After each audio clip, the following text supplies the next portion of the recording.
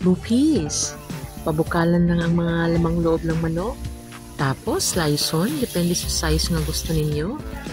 Ahos, bombay, loya, pampahumot. Butangig tuyo, pepper, o oyster. Butangig carrots para naapoy gulay-gulay.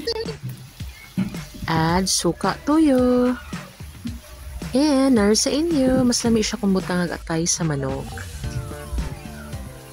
Nara, atay sa manok. And, hapit na maluto.